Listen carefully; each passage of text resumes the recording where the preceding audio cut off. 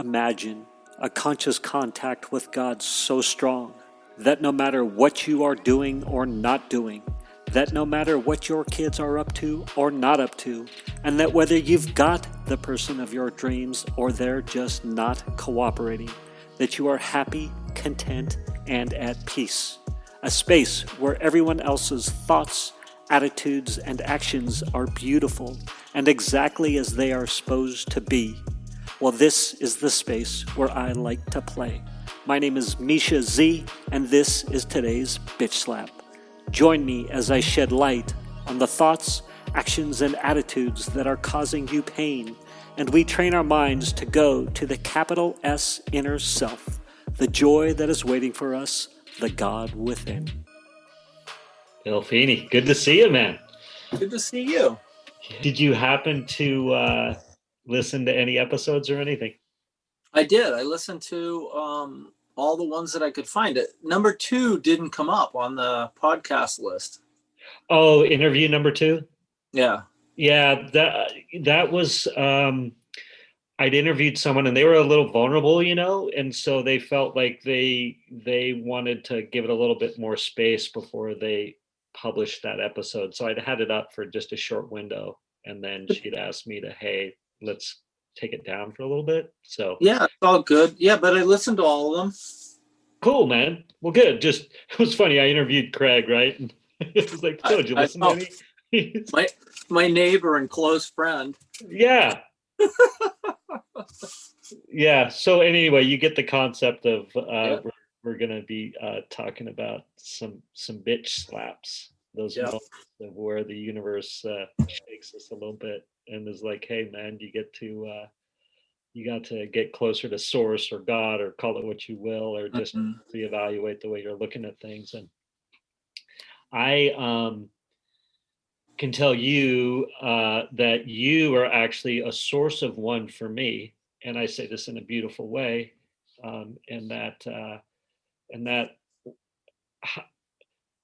I've known you or we've been in each other's radar, I don't know, for quite a while now. How many years do you think? I've been around for 17. I don't know how long we've been running into each other. Yeah, so probably a good 10 to 15, perhaps. Yeah. Right. And I was sort of in the space in my life that I'm coming out of, but I was very competitive in my nature, and it served me well for a while, but then that competitive side definitely stopped serving me. And I find when I fall back into that competitive side, and this is just for me, I'm not trying to speak for anybody else, that it can cause me discontent, and it would manifest in the men I would meet, such as yourself, or that would come into my awareness in our circles, right? So, and I don't know why it was super subtle, but like if somebody had a powerful message or this or that, I could get competitive subconsciously even, and then have contempt and be judgmental, or there would be distance, right? And so I think I had some of that with you. And that was my own crap, right? And then this one day, I know who it was. Scott, you worked for Scott for a little bit, but Scott was chatting with me, and he's like, I think you were working for him, and he's like, yeah, he showed me this art that you had done, and it was that coffin, the Coleman coffin, right? And up until that point, like I had this very, very rigid view of you, right? And so all this preconceived notions, that's my own baggage and all this stuff. And thanks for indulging me here, by the way. And so I see this cooler, and I'm like, what? That came out of Bill? Like I can't even comprehend the fact that you made the thing in the first place, right? But I was like, it was like the universe just cracked me on the side of the head so hard, like I don't know what people are up to I don't know what people are thinking, like my own preconceived baggage. So it was just this massive wake up call of like, I don't know, give people a chance, or I don't know if I'm saying it right, but No, yeah, and I, I identify with that on many levels, and one is I have really enjoyed getting older, just for the simple fact that I'm less cute. yeah, I love that. I love that. Because people, like I spent a considerable part of my life being disregarded for the way I looked, and I don't want to be like, oh, poor pitiful me. Like, Yeah. nobody needs to pity me, but at the same time, it's like I'm an artist. I'm a pretty thoughtful, sensitive person, Yeah. and I've never been one to like I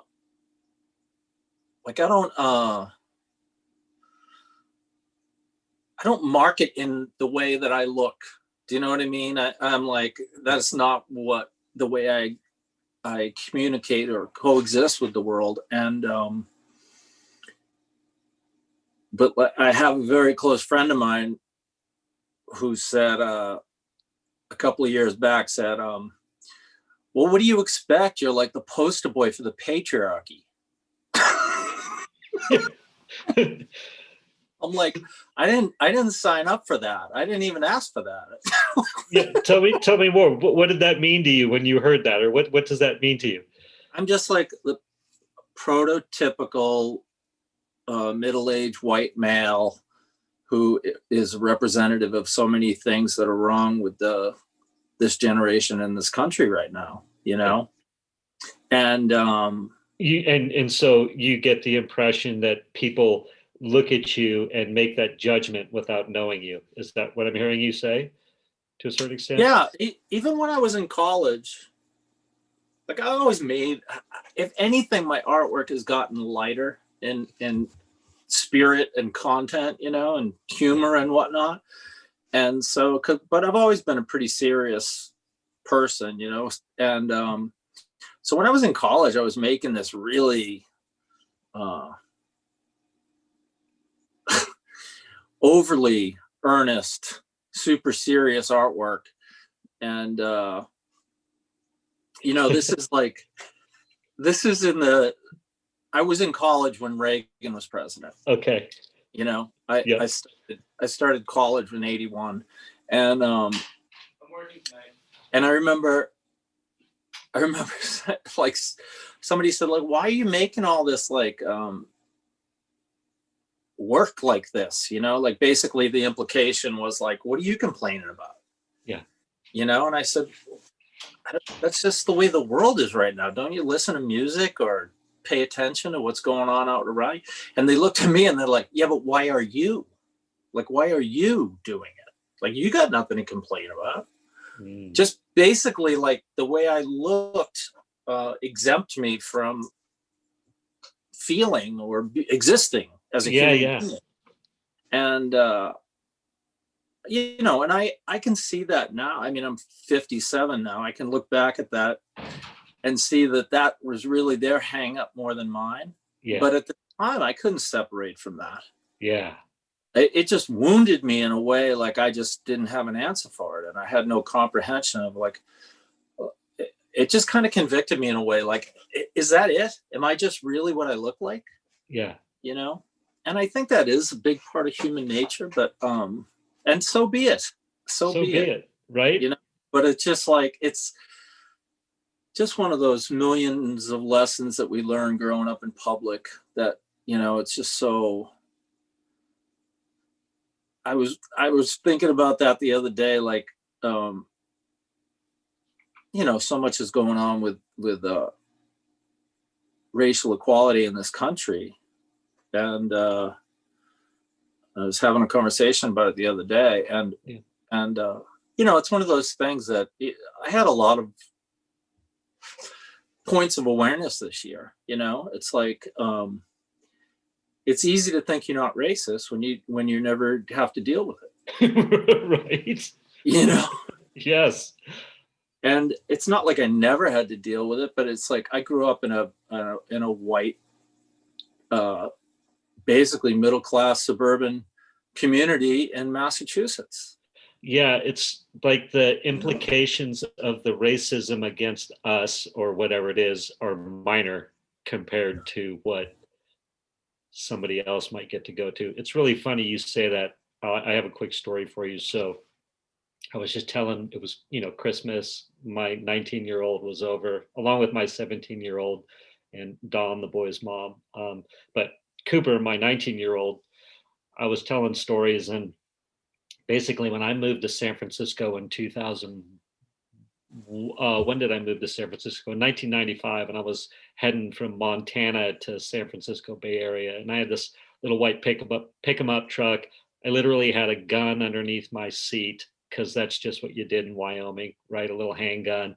I wasn't wearing a seatbelt because none of us wore seatbelts in Wyoming and Montana, and so I get pulled over for not having a seatbelt on. And, the policeman's like, yo, first off, I was like, why'd you pull me over?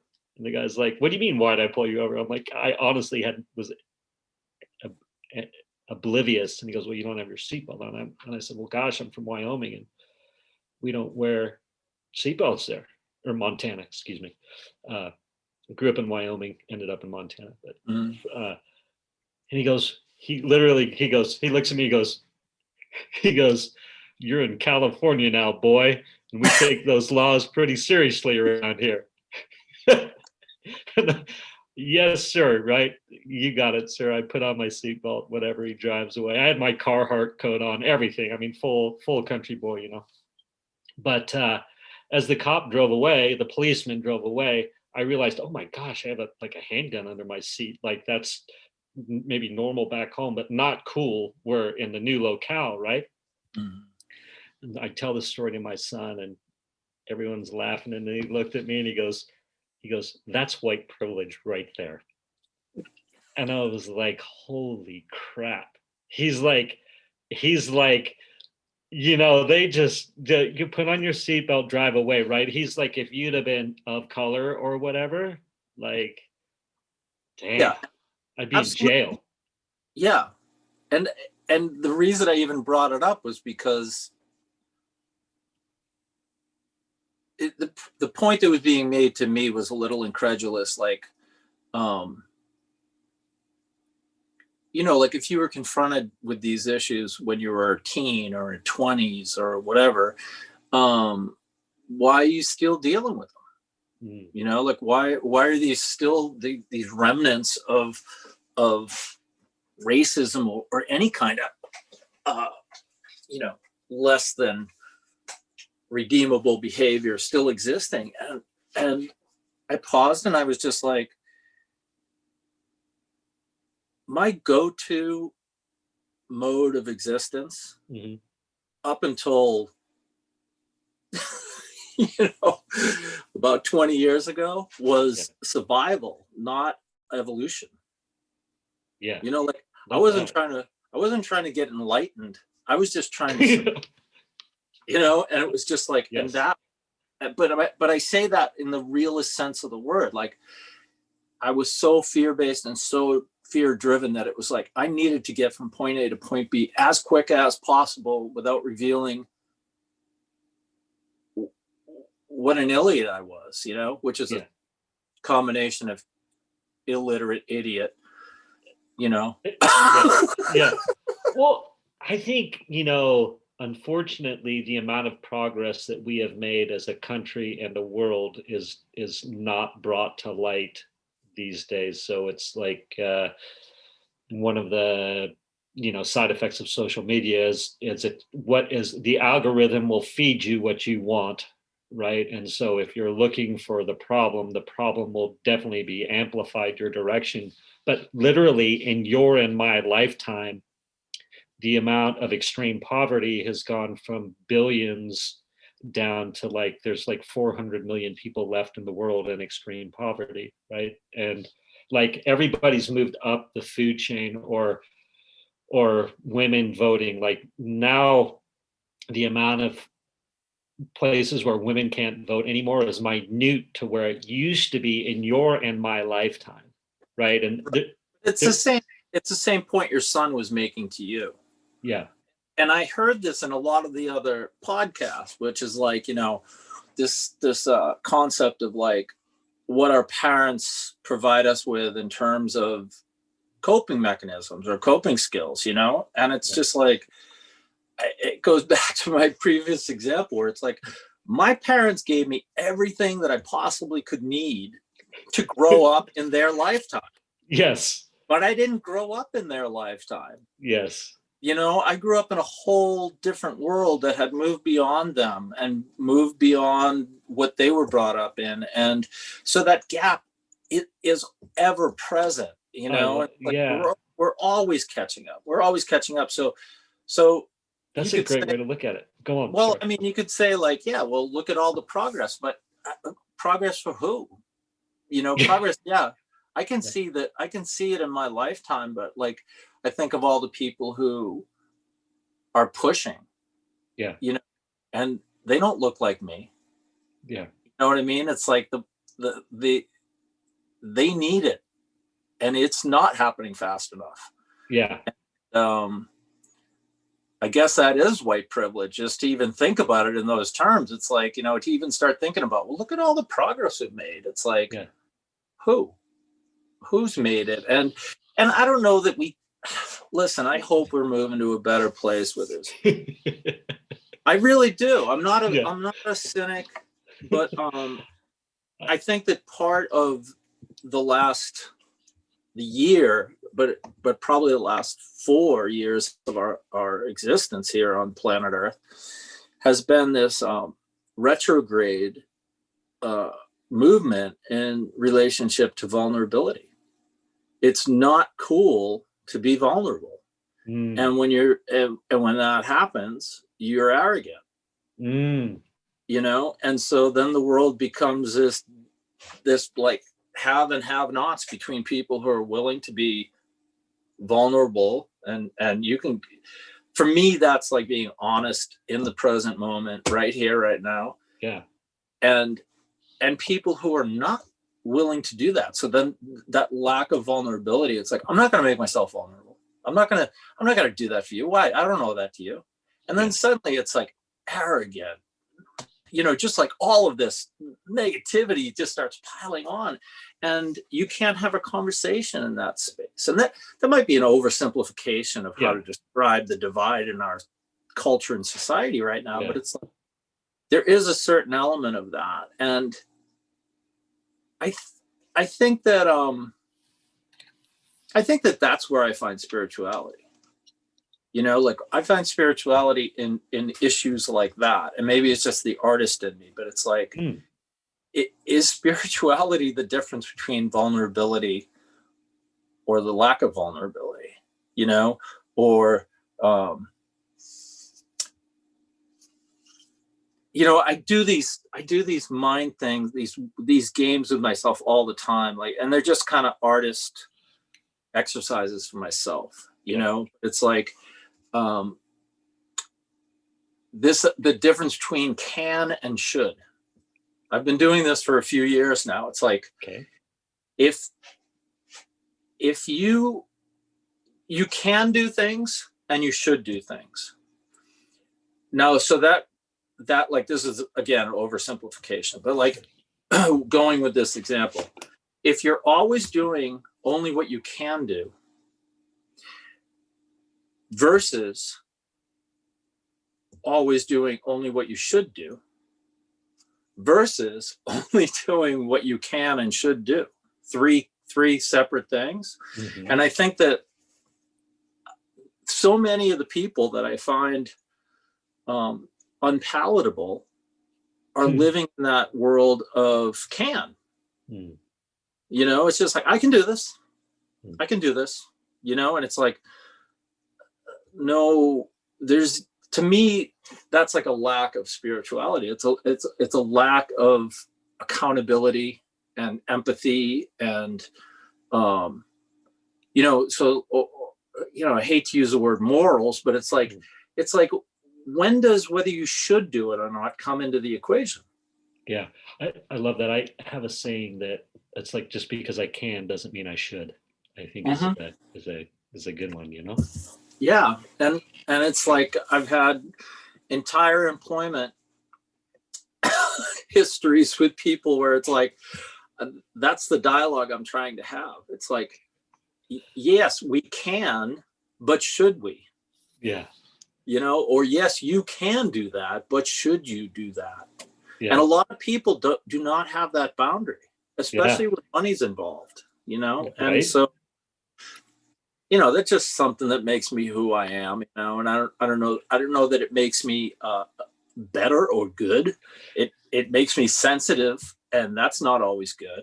Yeah. You know, it's so interesting. I'm in the space right now of trying to have my God be so big that I love all of God's creation, is how I'll say it. And so trying to strip away judgment of people's opinions, or just, it's like, the more I can be in the space of it, how can I say it? I'm still trying to learn how to talk about this stuff. So thanks for indulging me. But it's like, the more I value my thinking and human existence as being the be all end all in the universe, the more problems I'm going to have. Right. Mm-hmm.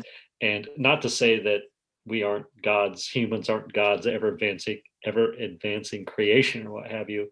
But if I am so wrapped up in, like, my thinking extrapolated out to human thinking is the be all end all, is the most important, the alpha omega of the universe, I'm going to be in constant disarray, right? Mm-hmm. Because there's always going to be something to affect that importance, shall we say, right? And go ahead. Yeah, I'm not sure if I'm with you exactly. Okay.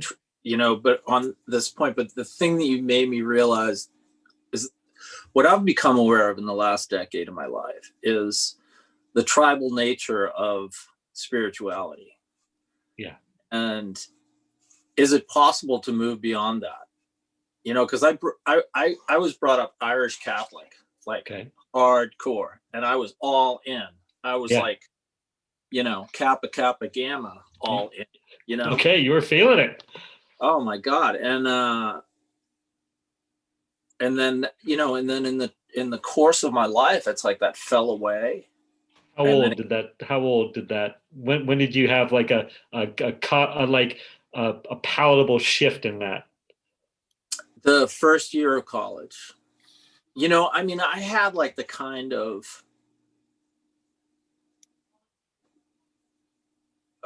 I'll say spirituality or God or whatever term you want to put on, worked for me. Okay. You know, like to an incredible level when I was a teen. Okay. It was what I was offered as a solution, and it's what I latched onto as a solution. And Hold on one sec for me, Bill. Yeah. Hey, Wales. I'm on a call. I'm sorry. A bit. Okay. You It's working? Okay. We can cut and paste. What's up? What you need? Me? Yeah. Oh, I'm gonna go to work at 4:30, so I was wondering if you could like make food, but it's fine. I'll make you something when I'm done here. Just cook up that meat. Done. That meat. Yep, I will do it. Waylon's been wanting. We had the Cardiff tri-tip for Christmas Eve, and so he's been jonesing for the leftovers. So anyway, he's like, put that on the queue before I go to work. So Waylon's 17 anyway. So continue. Sorry about that. So, you know, I had this like God of my understanding, and it really was, you know, the God of the Catholic Church, and you know, I was like all in for my tribe. I didn't know about it. And it was what I understood, and honestly, it worked on me. It got me through all those 10 years and all of the indecision, and then I went away to college, as an art major on a full. Were you artsy in high school, or Yeah. was that like, so out of the gate, kindergarten, you're like creating wild stuff? Yeah. Okay. But before it, that's like another whole tributary. Yeah.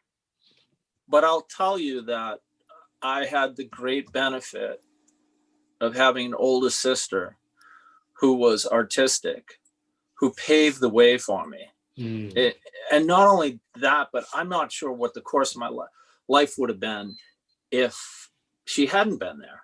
Because, we were like 4 kids in less than 4 years. You know what I mean? Yep. And we were like, it was a battle royale all the time, like most of the homes in my neighborhood. And but my oldest sister, I was the youngest, she was the oldest. I didn't feel that sense of combat with her. Like I felt like a huge kinship with her. We seemed to think the same way and feel the same way and like the same things. And so I followed her. Like she joined the swim team, I joined the swim team. She pursued art, I pursued art. She went to UMass Amherst, I went to UMass Amherst. Like I couldn't necessarily see it at the time, but I could see it. I can definitely see it now. It's like she paved the way for me to make decisions that were incredibly easy for me because she went there before me. Beautiful. And I love that. Thank you for that. Yeah. And so anyway, I end up at UMass, and here I am, like basically like a suburban jock. I'm a smart kid and I'm a sensitive kid, but I'm also like, I'm not an artsy kid. Like I'm a technically good kid, like in terms of making artwork, enough to get myself a full scholarship. But I get into UMass and it's just. Where are you living at this point, by the way? I mean, but through high school and all that, and where'd you? Quincy, Massachusetts, first town south of Boston. Okay. And so anyway, I remember like just a couple of weeks into this great social experiment that was my college years, I had a professor, this guy Walter Camies, and he was like, I don't know, like 4'9", big, always smiling, a ton of energy, kind of a womanizer. And the classes, like I would be in these classes, 30 people. There'd be 27 women. Yep. Me and 2 guys. Usually the other 2 guys were, they weren't suburban jocks. Let's just say that. Okay. You know what I mean? Like, I stood out like a sore thumb. Like, okay. And I felt like it. And he came up to me like in the second or third week. And I'm telling you, it changed my life. Didn't seem like it at the time, but he said, hey, why don't you just gather up all your stuff and just go out the door and never come back? And I'm like, what are you talking about? He's like, you have the capacity to have this incredibly beautiful, happy life and never have to deal with any of this if you leave now. But if you stay, you need to prepare yourself for a very rocky road. It's going to be very hard for you to do this. And I still was like, I mean, like, I can hear what he's saying now, but at the time I was like, I don't know if I'm understanding what you're trying to tell me here. And I kind of resented it. And that whole first semester, I had this full scholarship, but I was taking all the prerequisite classes for engineering. So I had an out because I wasn't sure I wanted to be an artist, but what he basically did was like poke my competitive side. Yeah. And I was like, I don't understand this and I don't understand you, but I'm going to figure it out. And when I figure it out, you better watch your ass. Love that, man. So So I how just long was, like, oh, go ahead. Sorry. but it cracked me open in a way that it's like a self-realization. Like Bitch slap, shall we say. Go ahead. everybody here is understands something that you don't. Why don't you try to figure it out? Why don't you try to learn what is going on in this room that everybody else has kinship with, that you are on the outside of? And in hindsight, that was just art making and creativity and expression and communication, which to me at the time, that had like very little to do with art making. Art making was a completely technical thing, you know? And I think that a lot of artists start out like that. You know, you're creative, but you're mechanically gifted. You know, the ability to draw is not the ability to think creatively. It's the ability to like conquer something mechanically. And then if that ability gets coupled with somebody that is like truly creative in their thoughts and in their habits and in the way they work and in the way they learn, like that's sky's the limit, you know? But at that time, none of that stuff was valued from where I came from. Yeah. It was more like A, B, C, D, E. You do this, you get here, you do that kind of. Yeah, like look how good you can draw that. Yeah. Look how much that looks like a photograph. You know, not what does that express about your emotional state of mind, you know? And so I end up in college confronted with this whole different, you know, world and, you know, population. And the long and the short of it is that was the beginning of me unraveling and detaching myself from my entire past. And I don't know that it was a good thing, but I think it was a necessary thing. I think that in order for me to evolve out of that, I had to leave it all behind, even though I went back to a lot of it. You know? But one of the things that I left behind was my spirituality, my religion, my faith, my spirituality. You call it anything you want, but I was like, I mean, basically my take on my life at that point was, I have been duped. I have been lied to my whole life. I grew up in this tiny little place and I was mistaking it for the whole world. And now I've discovered that there's a whole world and that's a tiny little place. And I need to stop basing who I am, what and what I want to do on that tiny little place and start figuring out what this big world is.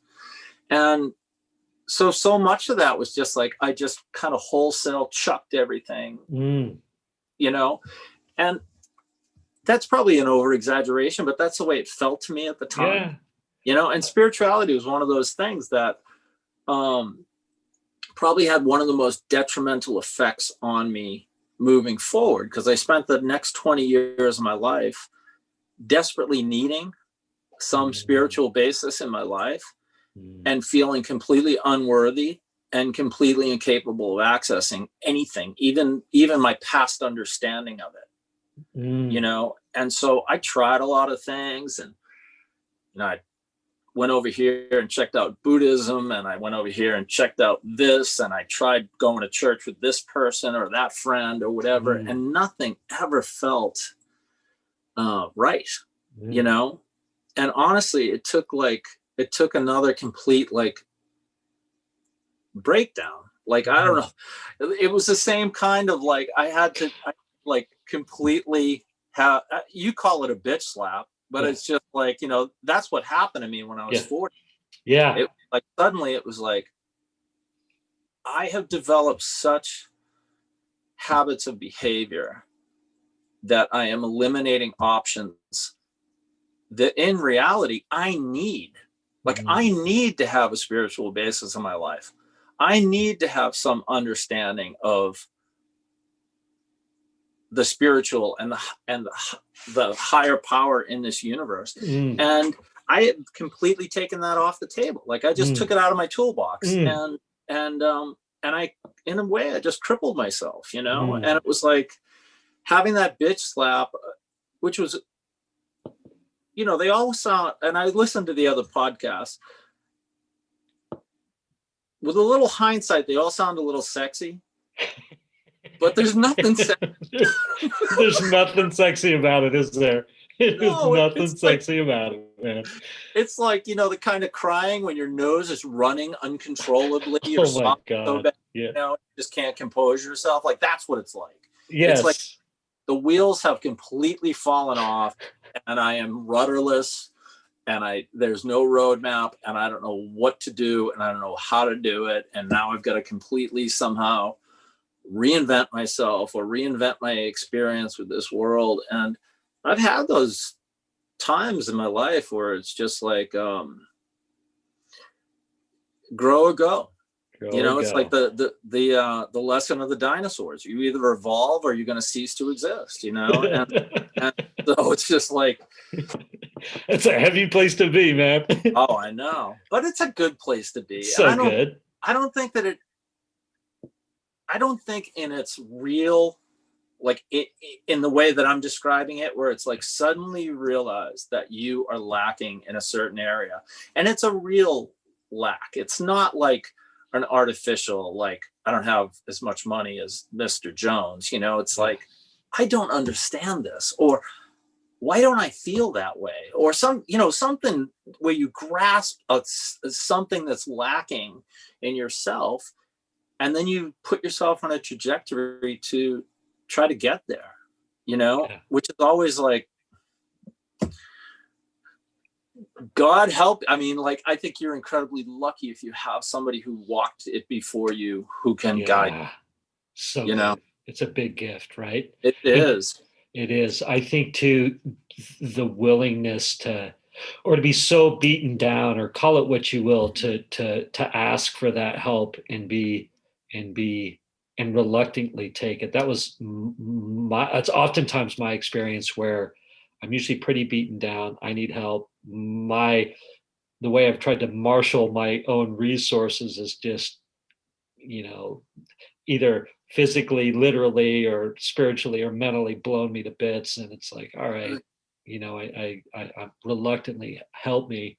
And I feel like these days, I'm much more in a space of like, ooh, that guy can help me. So I'm like, yeah, you know what I mean? Does that? Yeah, exactly. And, you know, that to me relates to what I was saying about, like, that's where I find spirituality. Like, what I hear is what I believe is humility. Yeah. And for me, humility, regardless of what the dictionary says it is literally, I might not be right about this. Like, I love that. I have the capacity today to consider that I am probably, I have the capacity to be wrong in every moment about everything. And so act accordingly. Yeah. Don't be an arrogant jerk. Like, just act accordingly. I love that, man. I love that concept, right? Of just like, I might not know. Even when I think I might know, I truly might not know. And the more that I understand that I might not know in every situation, the better. And not even that I might not. How about that I don't? Right. And I just think that positions us in a way that we are useful. Yeah. And we are, you know, it's more than just humility, but it's like usefulness, because we're not trying to win. Yeah. The competitive aspect of it is just removed. And it's like, what do you got? This is what I got. What do you think about that? You know? And it's like, and I'm curious about what you got. I'm not like, I don't assume that my life experience or who I hung out with has given me a superior set of information than you have. Like, what do you got? You know, yeah, it's not always easy to live like that, but for me, that's what spirituality is. Like, and I do think that, and that get back to this idea of like, I don't have a problem with definition, but I have a problem with tribalism, you know? And so much of spirituality that I experience through other people is about identifying with a tribe. Yep. It's identifying with the brand. It's Yep. identifying with the doctrine. And it's like, okay, but as soon as you do that, as soon as I do that, Yes. I am positioning myself to be in opposition to a large portion of the population of the earth. Is it possible to be spiritual and to be not in opposition? Yep. And what does that look like? And that's what I find in like the Dalai Lama. That's what I find in like great spiritual teachers that just, they transcend whatever tribal affiliations they might have. And so that's what I'm trying to mimic. It's like, can I talk about spirituality without saying the God word? Yeah. Can I talk about or even just being like, at this point, it's like, for me, I'm like, I'm just going to say God oftentimes because it's easy. And actually God, so much of the dogma and all this stuff I've had around it has fallen away. So I'm like, I can just be like, hey, God. And that's just an easy, quick way to be like, feel the spirit of the universe or the divine or whatever you want to say, right? Like, to me, I'm at the point of like, what is it is no longer the question, right? Like, let's just move past that question. Like, I'm tired of, like, if people start asking me that, I'm like, that's not the right question anymore. Right. But it's one of those things like, I agree with you 100%. I think the word God is shorthand for 1,000 things. Yeah. And I think that that's the most beautiful aspect of that word is that, you know, like there's so many people around this planet who don't agree on much of anything, but they have a concept of what God is. Yeah. And and they can talk about that without, that's too far to say they can talk about it without arguing about it. But the premise is understanding, like a supernatural being that is creative and nurturing or whatever. I just lost what I was going to. Oops, sorry about that. It'll come back. It'll come back. It's okay.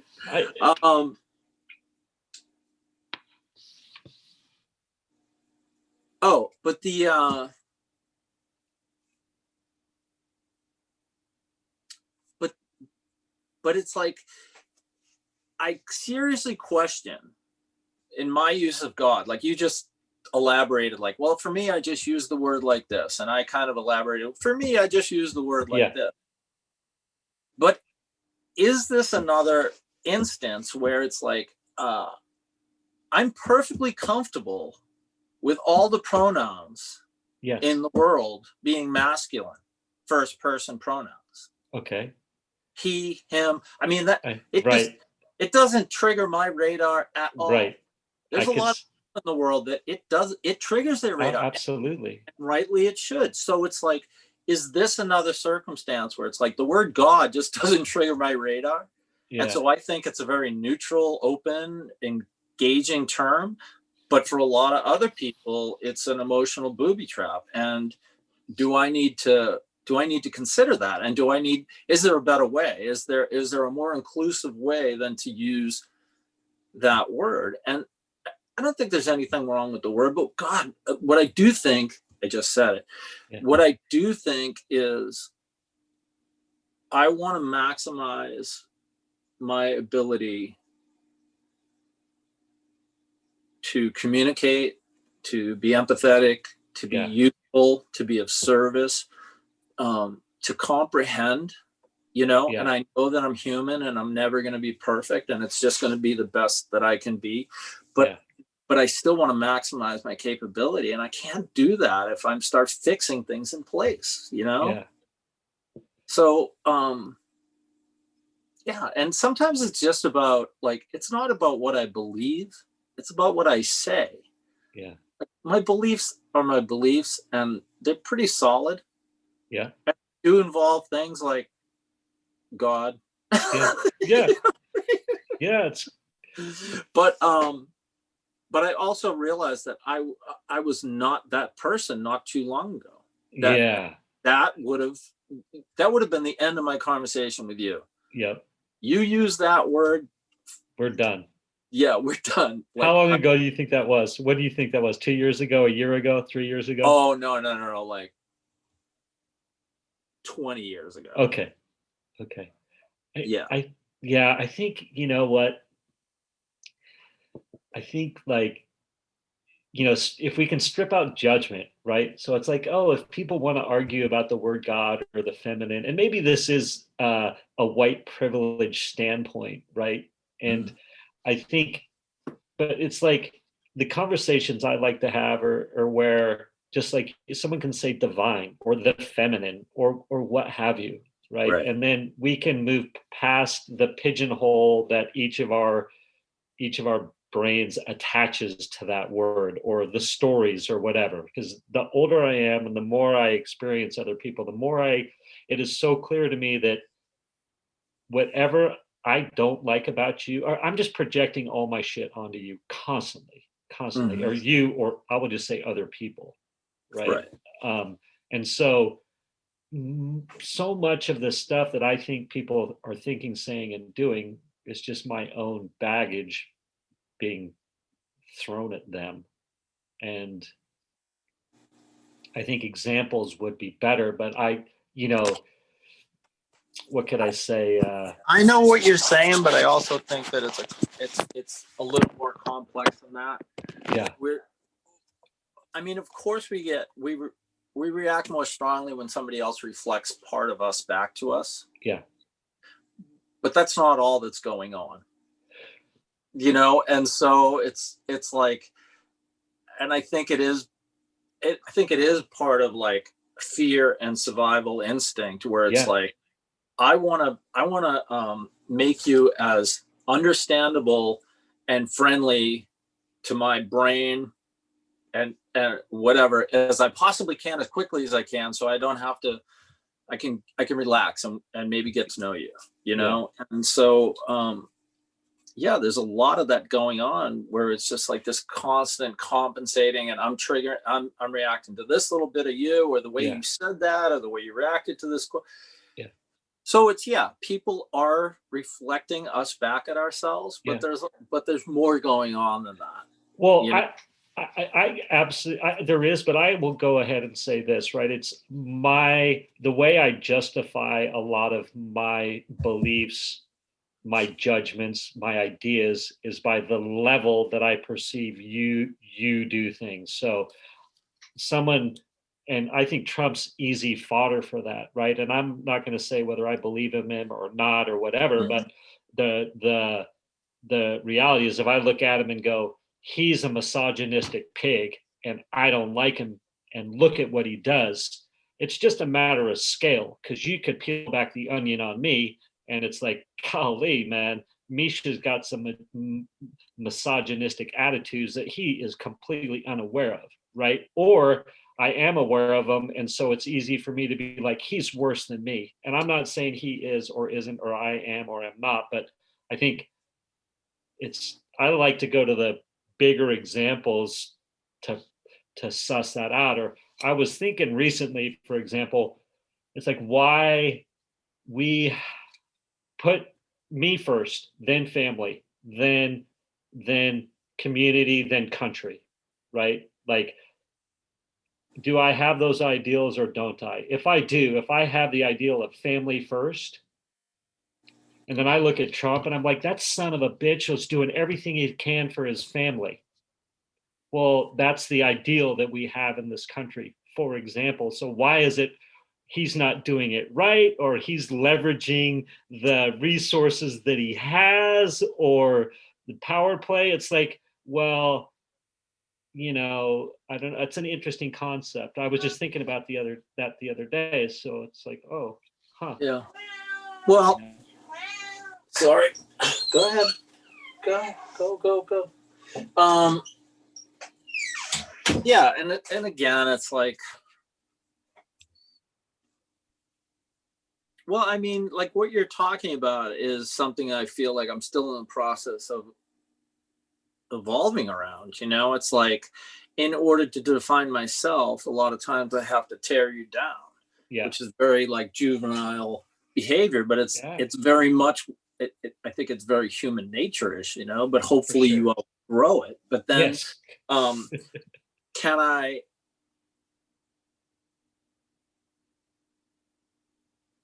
see, this is where I seriously have this like fork in the road with a lot of friends. Yeah. I have a lot of friends who are very like, you have to say something.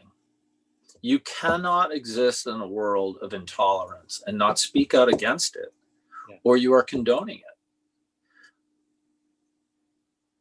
And I understand that, but I also, there's another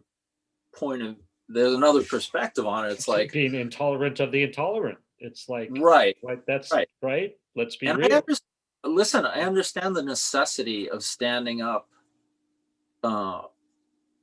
you know, in the face of oppression and you know, segregation and discrimination and all of that. I totally understand. I see the necessity of it, but I also understand like for a lot of people, it's enough just to not get sucked into, not be a part of the fray. Which I love that. I love that. And this is what I think about that, right? I think like if somebody's passionate politically and taking action on either side of the coin, right? I don't care. But let's just say that they're being purposeful in what they're doing and their beliefs. And it seems to be that that's what God or the creator or the divine or the feminine or whatever, that's their destiny, right? So like my destiny right now is all this sort of esoteric ideas like that I'm talking about with you. So can I withhold judgment and be like, you know what, your destiny is to go do your political stuff, and my destiny is to go do this right now, right? To talk about, you know, these other ideas, and can we love each other for that, right? Versus like people get so mad at me when they're like, you should care. And I'm like, well, no, you should care about, right? It's like, hey, man, it takes all of us. You know, it's an interesting concept. I had a professor in grad school who I was very close to her in grad school, Laurel Beckman. And all of her artwork was about, at the time, she really taught me something, because I was really curious about her artwork. And she had like the ones that are coming to mind are like images of sharks and octopuses fighting, like undersea old archival black and white photographs of these sharks and these octopuses. You couldn't tell whether they were like National Geographic or Hollywood. You know what I mean? And I was she was making them, you mean? Yeah, she was making them. And I was like, cool. what is that all about? And she's like, I'm just trying to reconfigure the world where not everything is a win-lose scenario. Where actually like a perfect viable option is win-win or lose-lose. And that we start to think like that. And she said, with these ones, for instance, I'm taking like weakness is softness and strength is hardness. Like the shark is hard and the octopus is soft. But is that the truth? Or is this an even fight?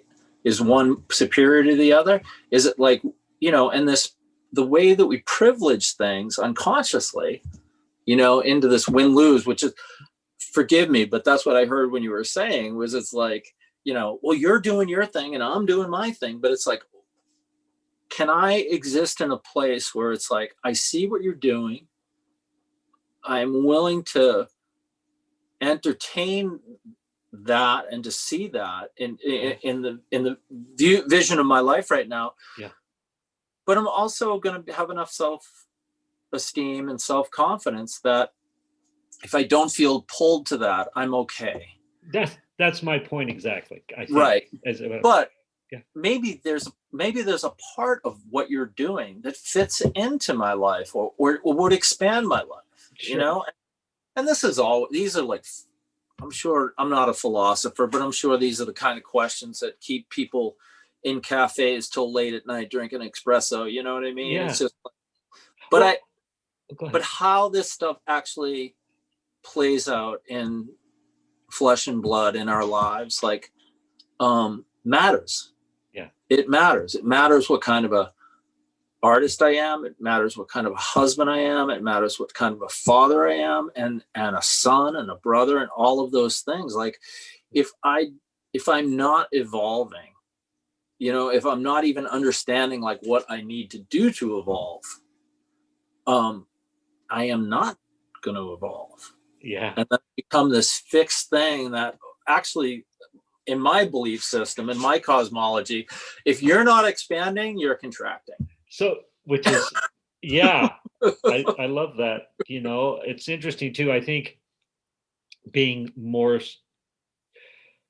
I have this idea, I can be incredibly selfish. And so my incredible selfishness can manifest in all sorts of addictive patterns. Mm-hmm. Right. And so I need to be consciously aware and talking about how I'm growing, right? Due to the nature that I, on balance, may be more selfish than the person next door, right? Is an interesting concept versus, say, my brother, who just is super chill. Like if you put both of us in a room, and you'd be like, oh yeah, Misha's on the growth path. He's always doing growth stuff. And Nick is just chilling, right? And so, but it's like, yeah, I have to, or else I'm going to lose my mind, because my mind thinking about myself will drive me crazy, right? Or just bring me to the abyss, right? Versus Nick, who's just, and I'm not saying he doesn't have troubles, or he doesn't get in self-pity or any of those things, but it's not to the extent where he'll wreak havoc on the world, for example. Well, you reminded me of the conversation that you and Craig had, you and Scrojo had, when you were talking about your dads. Yeah. And I have a dad that kind of fits the mold that you guys were talking about. We don't have to rehash all that. But yeah, what it made me realize was that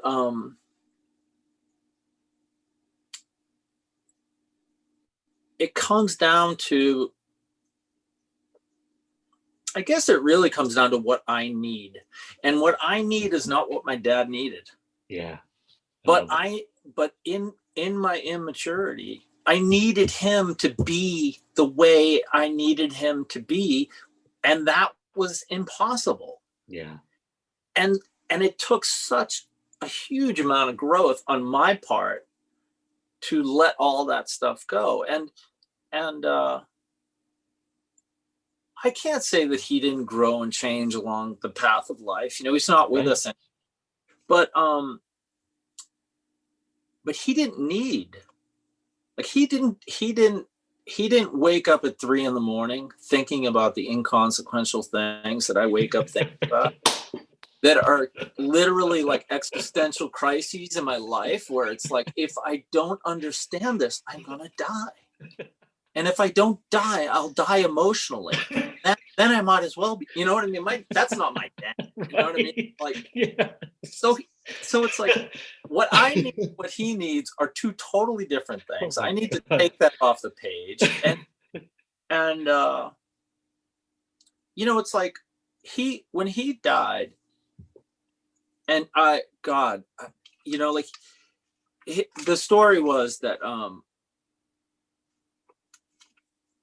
I guess going on like 4 or 5 years ago now, like his health was always kind of not great, because he kind of abused the hell out of himself with like drinking and smoking and eating shitty food and all that stuff. And so he started to have major physical complications when he was in his 40s.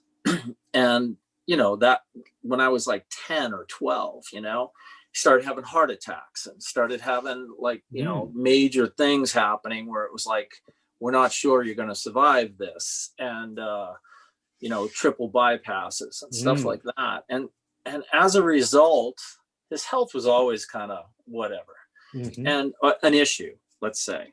And he lived to be 86. So, I mean, like he he did pretty well. Right, But in spite right. of physical circumstances. Right. Okay. But when he passed, he hadn't had a drink for 25 years. Okay. And he did it just good old fashioned self-will. Mm. And in order for that to happen in his life, things had to take place, but whatever needed to take place, he was willing to do it, because the alternative of asking for help or doing it someone else's way was just beyond his capacity, and so he did it the way he was brought up to do it, like he was very much a man of his generation and a man of his time. And so it took a long time for him to settle into that life post alcohol, but he did eventually, and he was really beautiful at the end of his life. Like, I mean, like, that would only even make sense in contrast to like what it was like, when he was drinking, to 25 years later when he was passing. He was such a sweet, caring, loving person. Like, he had completely evolved. And so much of that evolution was because he literally just took one of the biggest problems in his life and removed it. Now, not getting any help with that was an option for him. Yeah. But it required him to shrink his life down to a size that he could control everything. And he couldn't tolerate excess amounts of information, either in terms of people or anything. And I mean, this is my take on it. Yeah, your perception, absolutely. Right. But for me, like, I went through a very similar trajectory where I hit 40, my life was falling apart. I couldn't stop drinking. And if I tried to apply his solution to my life, I would have been dead. Period. There's no ifs, ands, or buts about it. Like, a self-will solution to digging myself out of that hole, that emotional, spiritual, physical hole that I found myself in, would have been a death sentence for me. Yeah. Like, I had to ask for help. I had to be open-minded. I had to do all the things that I had to do. And I look at him and it's like, he didn't need all that stuff. It might have been nicer if he did, but at the same time, he got to the destination. Like, he got to the place where he was such a sweet, loving, compassionate human being. That's beautiful. That I just try to be like, I try to see the difference between like what I need and what you need. Yeah, and, I love that. Have respect for that, and not discredit you or me in the process. It's like, if my dad could do it the way he did it, more God power to him. Right? I think it would have been better if he asked for help and accepted it. But I don't know that man had that capacity to do that. Let me ask you a question. Yeah, go ahead. Oh, no, in the same sense that I don't think I have the capacity to white knuckle it and survive. Do you think was he heavy into his church and all that through that? No? Okay. No, in fact, like, it's the case study between my mother and my father is just, I mean, they were married 60 years. My God.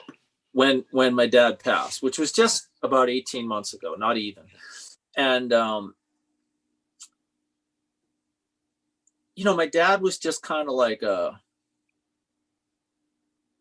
I'm so much more like my mom than my dad. My dad was a very kind of like self-contained,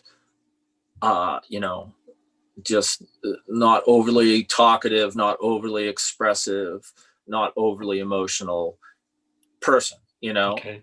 And I'm the opposite, you know what I mean? I'm very much a product of my mother, who's a very like, she's like a very spiritual and very emotional and very empathetic and very sensitive human being. And that's the way I am. And that's the way my oldest sister is too. And it's interesting. I don't see that emotional side of you now that we're talking, we've talked offline a couple times, but when I see you in public or in our common circles, I'm not looking at Bill and thinking, that dude's sensitive, right? Yeah. I think but it's beautiful to hear that,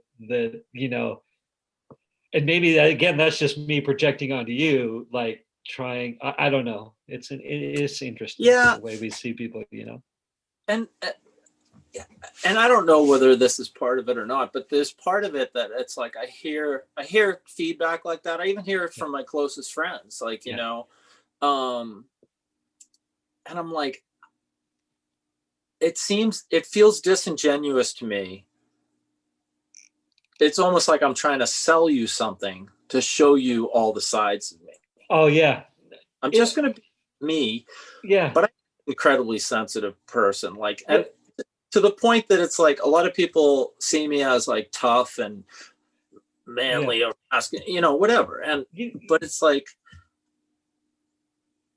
go ahead. There was a big chunk of my life that I dedicated to becoming a college professor, grad school, and then about a decade after that, where it was my goal to get out of construction and get into academia so that I could survive physically. Because even just staying in construction during my 20s, I'd beaten the crap out of my body. I had major surgeries and major injuries, and it's just a tough life, and I wanted to get out of it. And so I dedicated this big chunk of my life to doing that,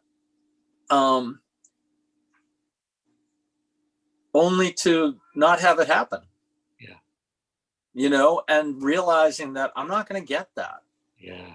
I'm just not going to get that. And if I don't walk away from it, it's going to kill me. Yep. Even though even as bad as I want it, even as much as it seems to make sense in my rational mind, I don't have the capacity for it. And the reason I didn't have the capacity for it, and the reason I brought it up, is because I didn't have the capacity for the rejection. I applied for 130 jobs and I didn't get any. Okay. I was teaching continuously this whole time, the way people teach these days, as an adjunct faculty member. I taught for UC Santa Barbara. I taught for Palomar College. I taught for Cuyamaca. I taught for Southwestern. And I could still be doing that. But that is such a hard life. It's harder than construction. It's harder than it's harder in a different way. Putting yourself out there. It's physically and emotionally and mentally exhausting. Yeah. But you don't beat yourself up physically the way you do in construction. It's like, and so there's a price to be paid no matter which way you turn. And all I knew about myself when I walked away was that I literally emotionally cannot take one more rejection. Like, I can't. How old were you? When was that? 40. 40. Okay. And I didn't think it was permanent. I just thought it was like, I need a break. Any thoughts of rolling back that direction? You know what I have, especially because I went from that to running a youth program and becoming like a full-time lifeguard. Yep. Which I did for like the next decade or so of my life. And when that ended, and it ended abruptly, and it ended in a very unplanned manner. Sort of a bitch slap moment, perhaps. Yeah. It was a big bitch slap moment, but it's the things that happen to you in life when you have no control over we have no power and you have no control. Yeah. You can find yourself without a job on a Tuesday when you didn't plan on it. Yeah. And so that just is the way it is. And believe me, I say it so casually now. It friggin' wrecked me. It wrecked me. It was. Tell me. Yeah. Oh, it's just this like I was basically working two jobs, depending on who you talk to. Like I have my version, and my employers will have their version. Yes, of course. But I was being a full-time lifeguard and having all the responsibility of that. And I was also running a youth program, a summer youth program that had 1,000 kids and 45 employees, and dealing within the same. Yeah. Okay.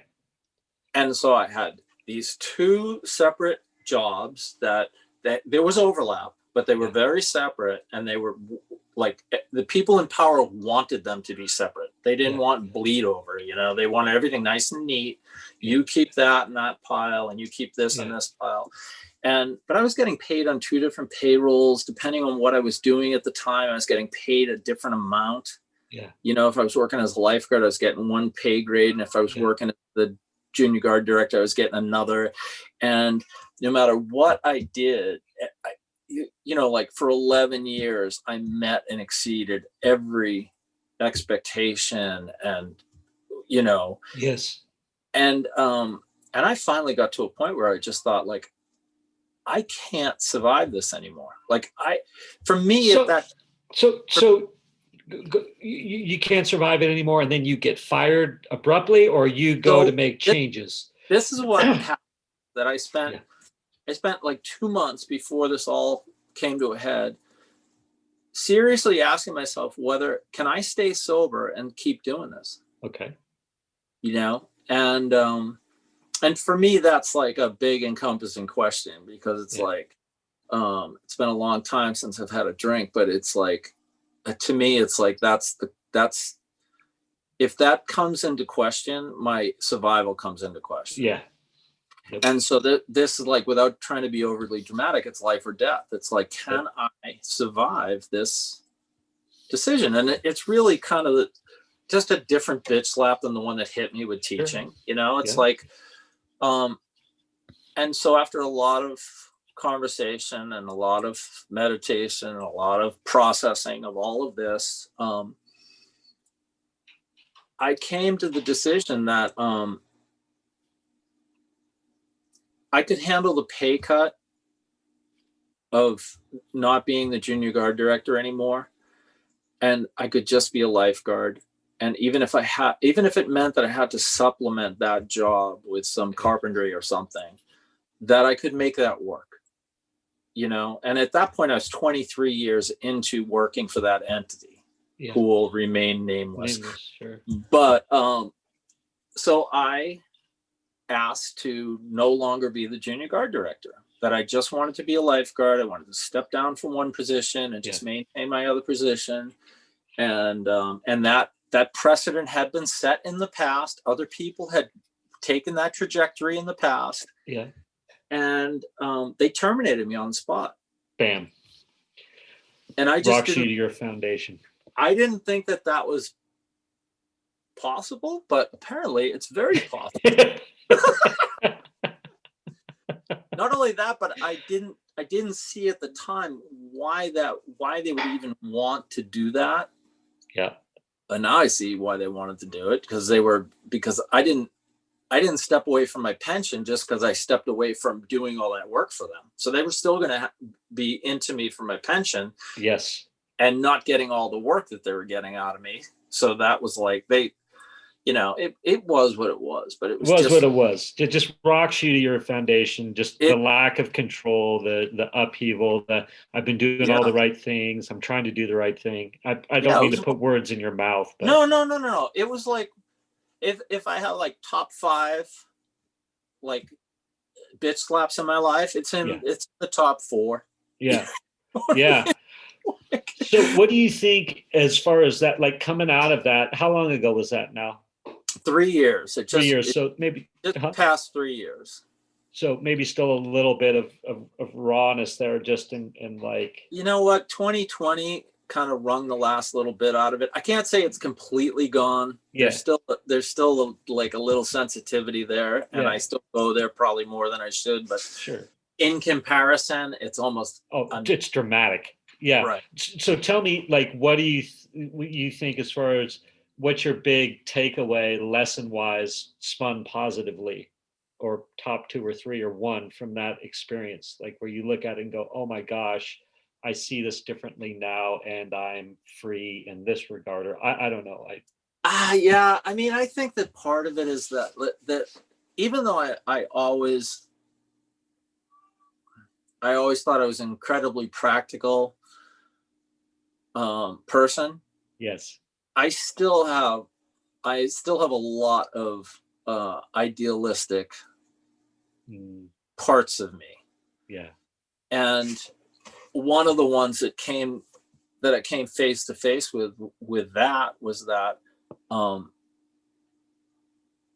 especially in a public service environment where it's like there is a lot of life and death stuff on the line, and there's a lot of decision making, and it's like I honestly assumed that telling someone the truth, even if it wasn't what they wanted to hear, you know, in the right environment, in the right context, not in public, but like one-to-one, you know, this, I don't think this is going to work, or I think this is dangerous, or I think this exposes us to liability.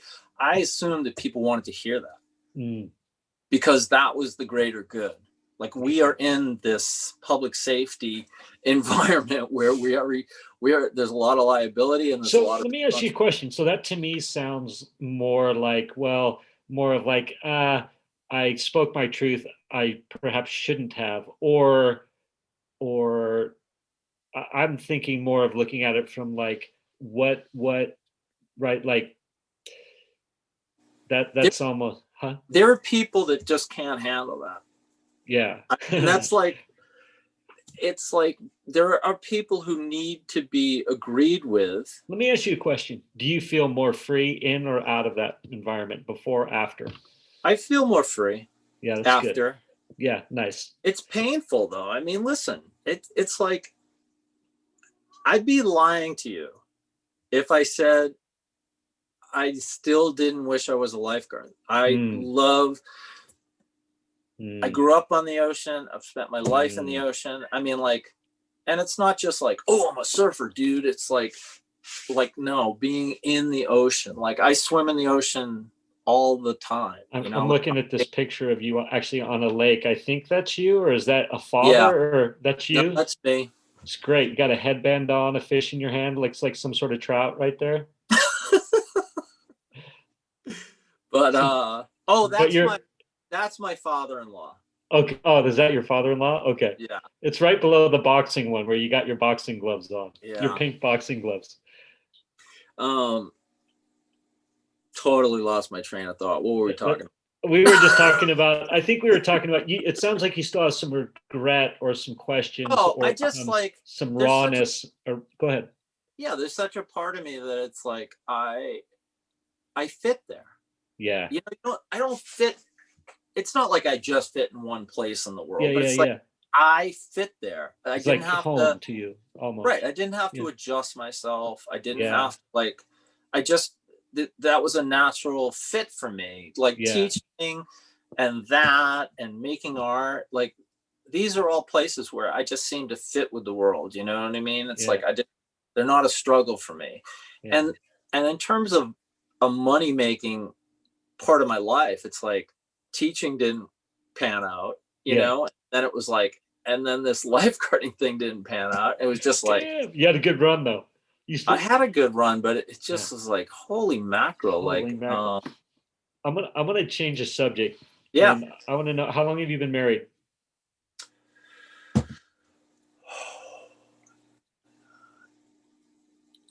27 years. 27 years.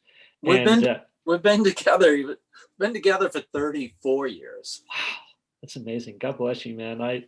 That's amazing to me. So, and feel free to answer this or not. I mean, I know you would anyway, but or not anyway. So I don't know why I said that. But so how you feel your relationship is with your wife? Where do you feel relationship wise?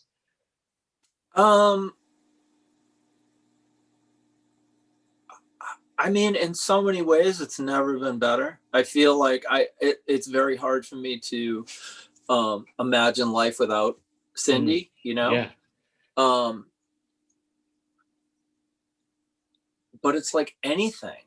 It's like it's work. It's like, it doesn't just, it's not like falling out of bed in the morning. I mean, like, I would guess that some people in the universe have that relationship with their spouse. We're just always effortless. I mean, I think Cindy and I get along amazingly well, and we are incredibly close, and we're not, you know, like, and just the amount of time that we've been together is a testament to that. But at the same time, it's like, it goes back to that rule of the dinosaurs. It requires constant evolution. Like, she has to change, I have to change, we have to change together.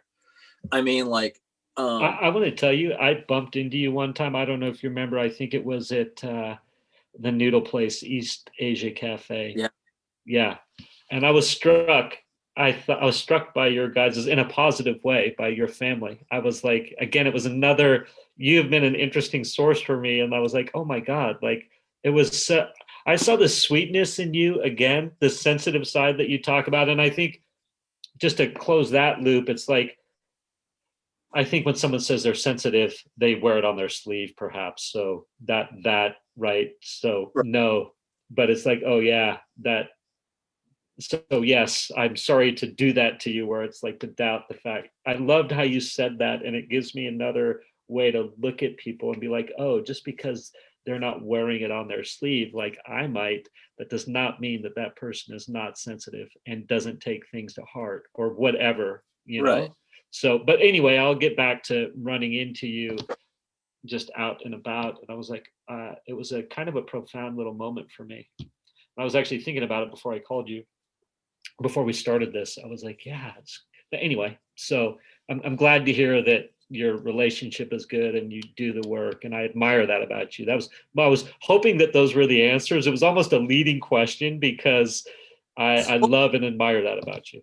Look, here's the thing is that it would be completely disingenuous and a complete lie for me to say that I didn't need that in my life. It's one of those, and I think that in terms of like an artist, yeah, one of the clearest demarcations is whether you do have a permanent partner and whether you have children.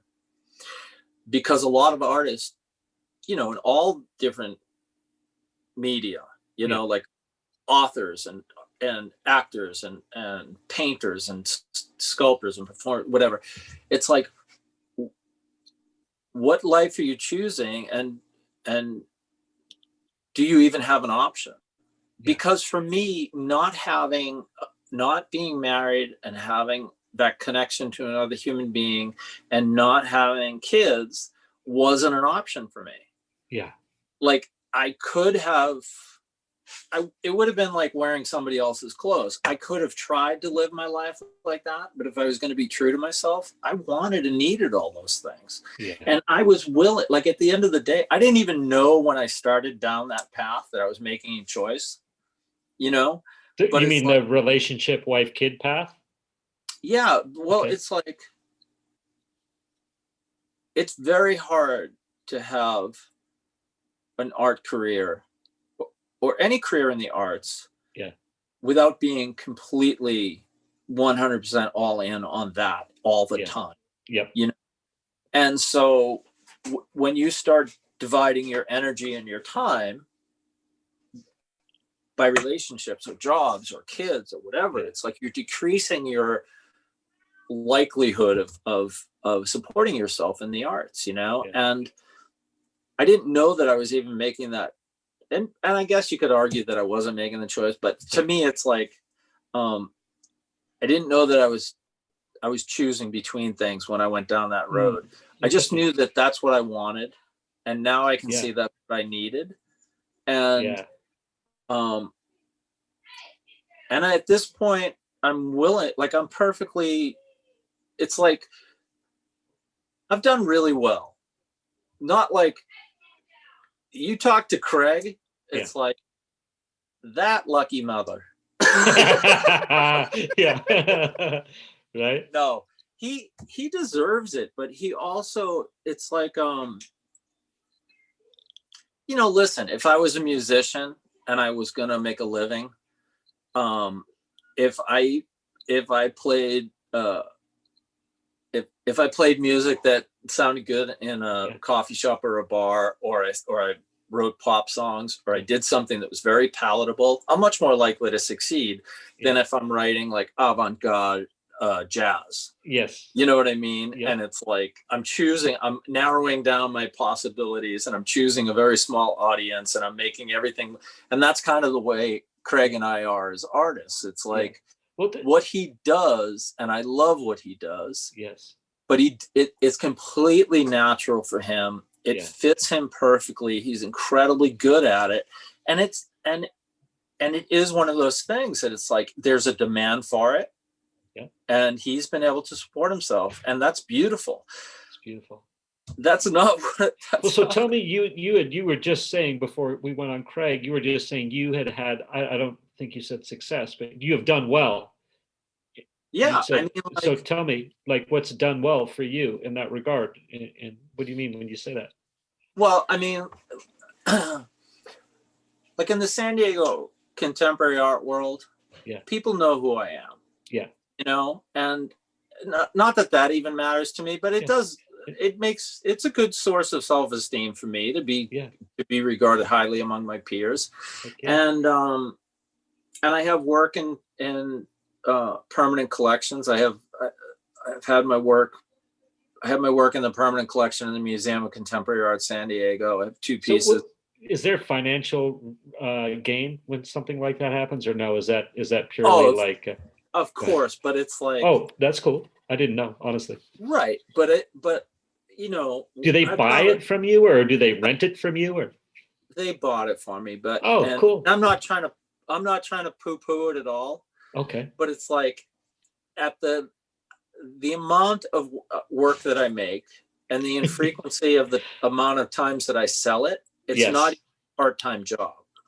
In terms of income. Financial gain. Yes. I get it.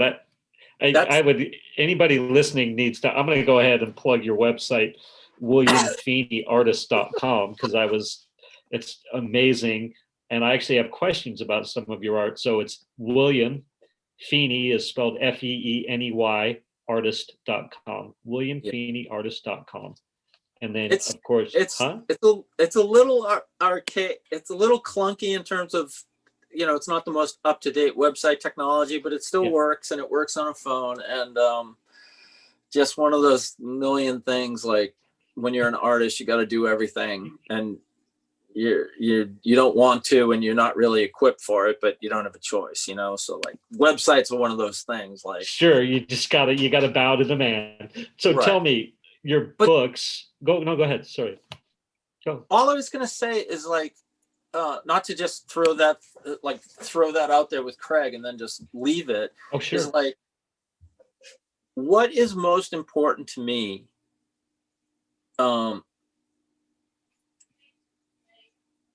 as an artist, is like when I experience someone else's artwork.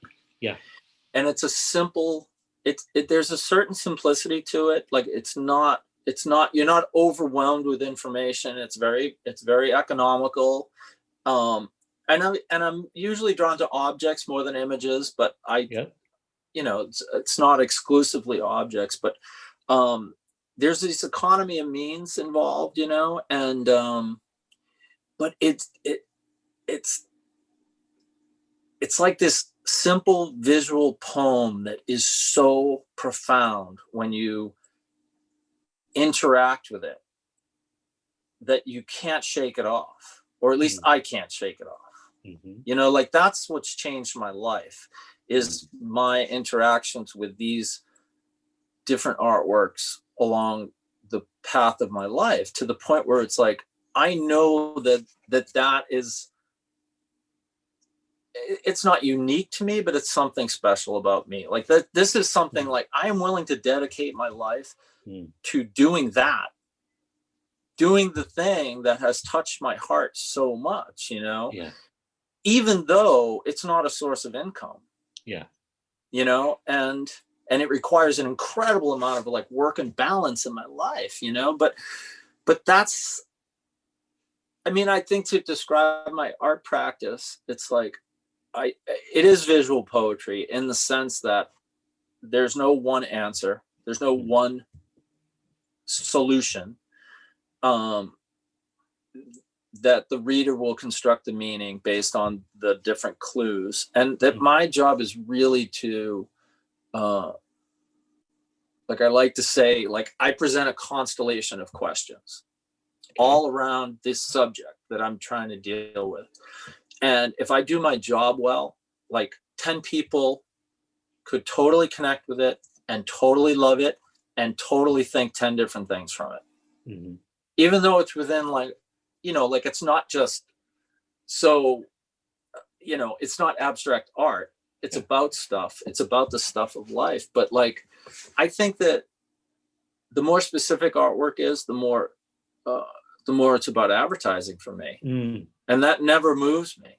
Mm. But when someone can speak about their existence through creating a circumstance with an object or an image that's just transcends things, you know, like transcends space and time and logic, that those are the transcendent moments of my life, you know. And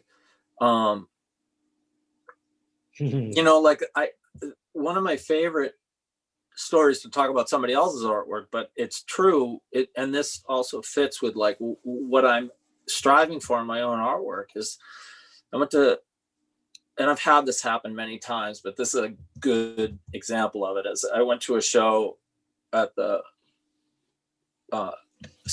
Museum of Contemporary Art downtown San Diego, probably 20 years ago. Your shark is there right now, is that correct? No, the shark is at the Art Institute, and the shark just got purchased by the city of San Diego for the Civic Art Collection.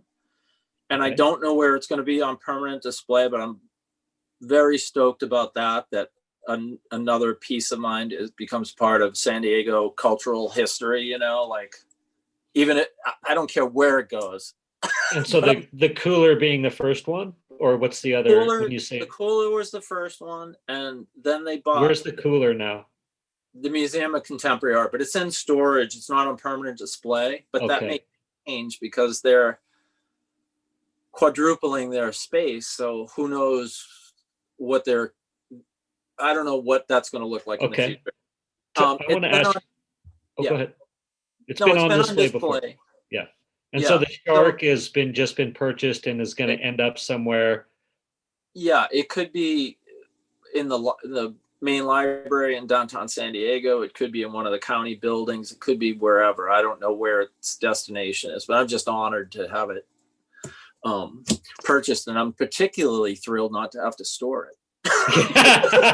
Tell me. So I'm going to let you finish the story, but I want to talk about the shark first, because I think the way you just talked about how your art pieces are it sounded like you said profoundly transformative for you.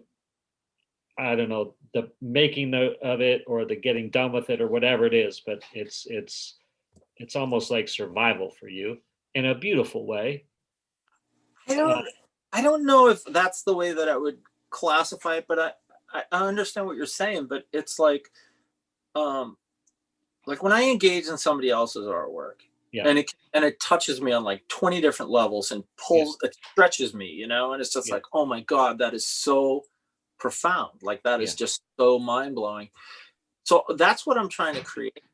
Okay. It doesn't necessarily produce that feeling in me. Yeah. But what I'm trying to do is produce that feeling in you. Okay, cool. I got it. I see what you're saying. You're saying you have had those experiences with other people's pieces of art where it's been literally like, or it's pulled you and stretched you, which is pretty freaking cool, because that does not happen to everybody, right? So to be able to have that. Yeah. But I mean, I think that it happens to everybody. If you think about like, if you talk about music, or you talk about nature, or you talk about sports, you know, Absolutely. Like, you know, it's like people have these transcendent moments in their life that become permanent part of their makeup. Yeah. For me, a lot of it is just artwork, you know, a lot of it is, I have that built into me. And so the shark is like, what I was trying to do was like, I can't wait to hear. Yes. Artists should never have to talk about their work, but I understand it's part of the deal. Is this a faux pas? No. Okay.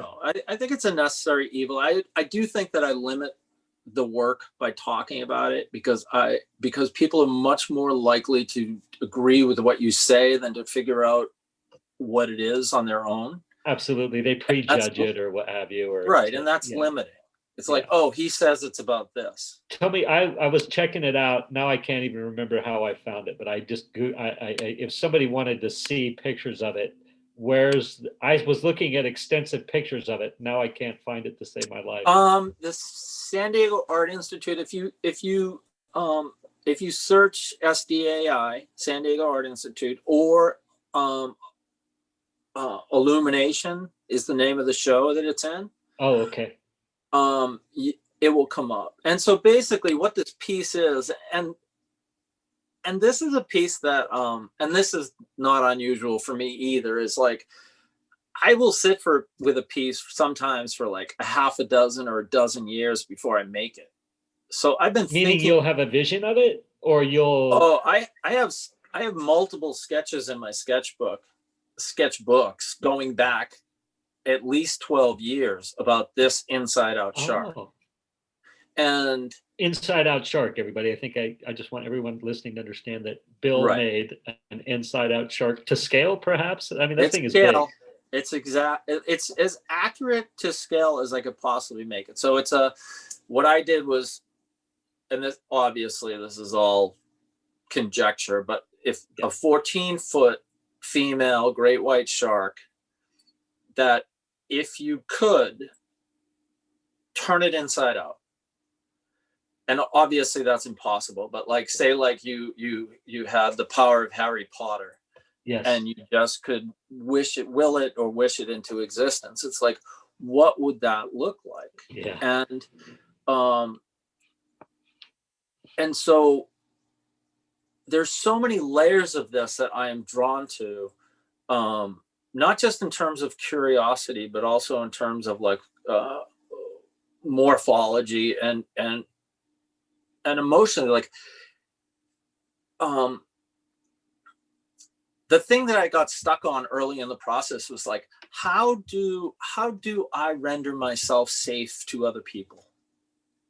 How do I take away all the signifiers that people might trigger on and present a version of myself that's like neutral or less. But built into that, I realized that if that were possible, I'm not even sure it's possible, but it's like, you're not you anymore. You're a different version of you that's really kind of like monstrous. And is that really the way that we're supposed to exist in the world? Is to like, not that I'm advocating being a bully or being arrogant, but at the same time, it's like we also can't exist neutered. Like we can't exist like completely emasculated to the point that we are safe for everybody.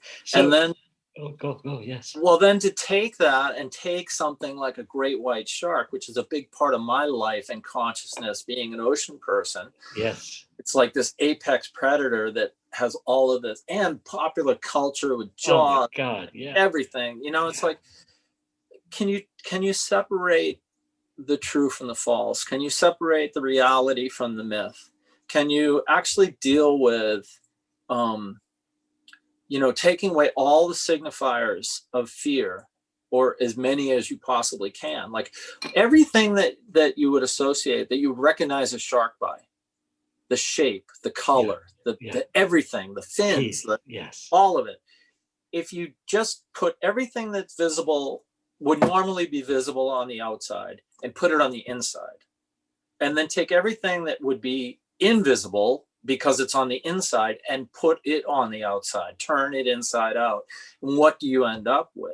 And you do end up with this like incredibly curious but monstrous concoction that I'm not saying it's good or bad, but it's that curiosity and that like that ambiguity of is it funny? Is it gross? Is it creepy? Is it sad?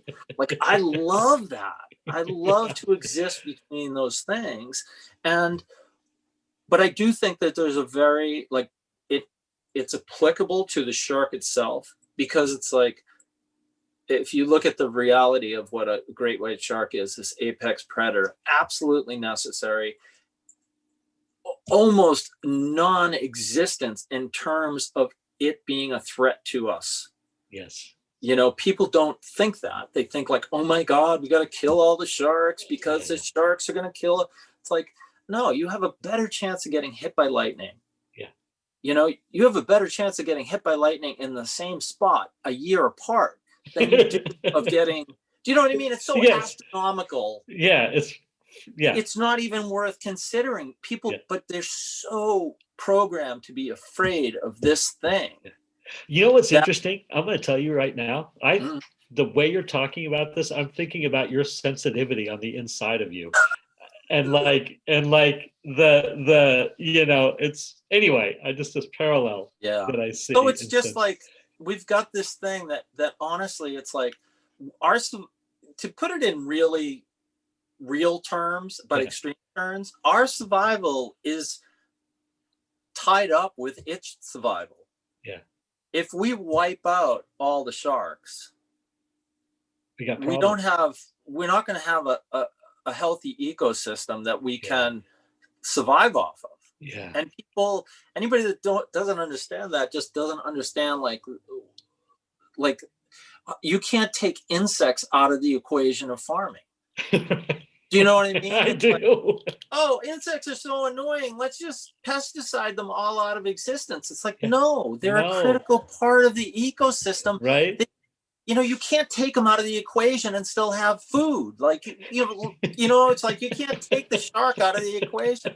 And in the same sense, it's like, what part of us is uncomfortable or unpalatable, but is necessary? Yeah. And then how do we cope with that? Like, do we, because if you've heard anything I've said up until now, I believe that we constantly have to evolve and change. Yes. But at the same time, it's like, there's a sorting out process, like what's necessary and what's unnecessary, Well, I think it's like it goes back to some of the things that we've touched on in this conversation are, some people are going to be more violent, whatever that means. Some people are going to be more neutered. Some people are going to be more tempered. It takes all of us to make the world go round. And how do we learn how to love every bit of that and not be like, well, that guy's more aggressive and he's not, but I don't like that. Right. Or so that's bad or what have you, go ahead. It's that complete, it's like we were talking about in the beginning. It's like, can you be vulnerable? Yeah. Do you have the capacity to be vulnerable where it's like that person can be who they are and that person can be who they are and that person can be who they are and I can be who I am and they don't have to exterminate me and I don't have to exterminate them, or my worldview doesn't have to win out. Yeah. Can difference exist? Well, of course it can. Not only can it, but it has to. It's designed that way. Right. And so like when we get into these states of what seems dark times, like so much of 2020 has been, it's like, I think the part of the equation that's most off track spiritually is this idea that it's like, I'm right, you're wrong, or I need to exist. I am going to exist, even if it means you don't exist. Yeah. That fallacy where it's like, no, that unfortunately that might be a short-term solution, but it's going to kill us all in the long run. Right. And so that's the kind of like, scratch the surface, open up the universe dynamic that I want in my artwork. I don't know that I'm always successful. I don't know that it's for everybody, but it's for me, and that's what I'm trying to do. And enough people respond to it. I'm also not dumb enough to know that with all of the work, there is the possibility, because of the way I work, because I'm not working abstractly, because I'm working with realistic objects that are recognizable, that people can relate to it on all different levels. And some people just go like, oh, inside out shark, that's cool. Or like cooler coffin, that's cool. And it's like there's this very surface engagement, but they like it and they respond to it. Great. But that there are deeper levels to all of this stuff. And that's where I'm dwelling, but I'm also trying to do my job well so that it doesn't exclude anybody from the conversation, It's so beautiful. Yeah. And so it's just like, I think that's like that's what an art experience is. Like to have that open, you think about like all the most powerful music is always the easiest analogy. You think of the most powerful transcendent songs. They always have a multiplicity of meaning. Or they have like a profound, like something, they do something so profound in one area that it touches everybody. Yeah, it's cool. I think too, it can be accidental. I just had this thought of like accidental, right? Or like the poppiest song can accidentally be the most profound, for example. Or I don't know why I just thought that, but I want to say just a couple of things. Because I would love to keep going, but due to time constraints, and maybe we'll do episode number 2 because honestly, I'd love to, and I want to, because I think I love the way you talk about art and just how it's fascinating to me. And I mean this with love. It's just like your passion is for it, and how you see it and what it susses out in you and what you are trying to elicit from other people is it's infectious, right? Like I'm like, I got the chills, so I definitely think we're due episode 2 where we can talk more about your art and all that. Because like I said, when I saw some things that you had done, I was like, what? That came out of Bill? That's ridiculous. But so I'm going to end it, and I want to just say a couple of things, right? And I'd love to hear. I wanted to go more, maybe a bit into your kids, but we'll save that for another day, or your brothers, or what have you, or your dad. But we did touch on your dad.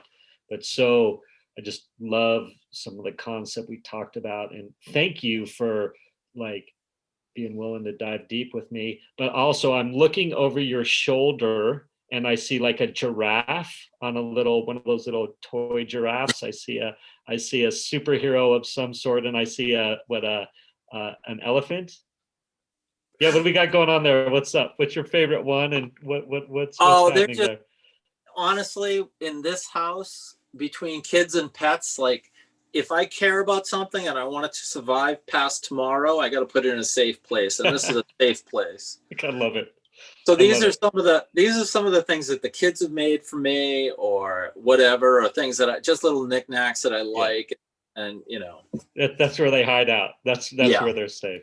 So, but thank you, man. I was nervous. I'll just be perfectly honest. Getting started, I was like, "What in the heck are Bill and I going to talk about?" I mean, I have all these notes, and I didn't touch on a lot of it, and it just developed in a beautiful way. So thank you for that. Thank you for asking me.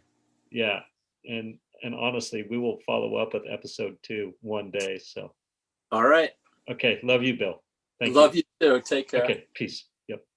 Thank you for spending time with me today. As someone who is committed to growth and service to this world, I so appreciate your willingness to come with me, go within, and serve our world through change. If you found value in this podcast and you know someone who can use this message, share this episode with them. Share it so our mission can be achieved one episode at a time. And of course, subscribe so you can hear more. And lastly, for my free Insider's Guide to Finding Peace, go to belove.media/peace. That's B as in boy, ELOVE.media/peace. PEACE. It's my 8-step guide to finding peace now. It's a super powerful tool. I use it all the time. Check it out. I'm offering it to you for free. Thank you again for listening.